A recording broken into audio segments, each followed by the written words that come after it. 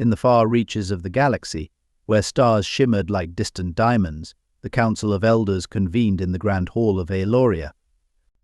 This ancient civilization, known as the Nyxians, had thrived for millennia, their technology so advanced that they had long since mastered the mysteries of the universe. They had witnessed the birth and death of countless worlds, yet one small, seemingly insignificant planet had captured their attention: Earth. The Nyxians were a race of beings whose physical forms had long since transcended the need for a corporeal existence. They existed as pure energy, able to traverse time and space at will. Their curiosity was insatiable, and their wisdom vast. But despite their power, they adhered to one guiding principle: non-interference. Counselors began the first elder, a being of radiant light that pulsed with a soft, rhythmic glow. The humans are at a crossroads. Their planet teeters on the brink of ecological collapse, their societies fractured by conflict and greed. Some among us believe it is time to intervene. A murmur rippled through the gathered Nyxians, their energy fields shimmering with emotion. They had watched Earth for centuries, seen its inhabitants evolve from primitive hunter-gatherers to a technologically advanced civilization. But with that advancement had come great peril. The second elder, whose essence glowed with a deep indigo hue, spoke next. "We have the power to guide them to prevent their self-destruction. With a mere thought we could end their wars, heal their planet, and elevate them to a higher state of consciousness. Should we not extend our hand to them?" The debate that followed was intense. Some argued that the humans were too young, too reckless to be left to their own devices. Others contended that the Nyxians had no right to interfere, that the humans must be allowed to find their own path, even if it led to their extinction. Finally, the third elder, whose wisdom was revered by all, rose to speak. Their energy was a calm, soothing blue, radiating serenity and balance. "We have watched the humans for eons," they began.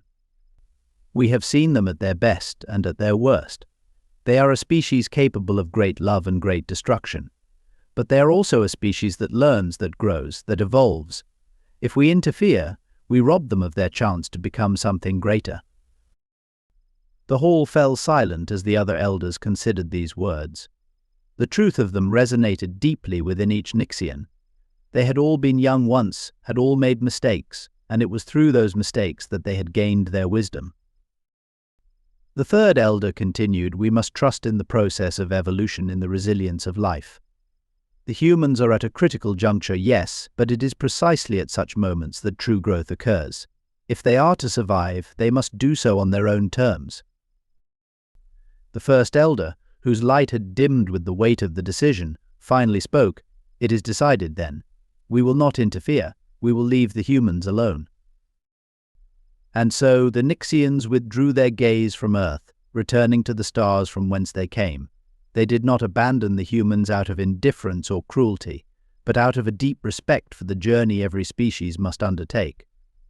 Back on Earth, life continued as it always had, with all its beauty and chaos. The humans were unaware of the cosmic decision that had been made, of the ancient beings who had chosen to trust them with their own destiny.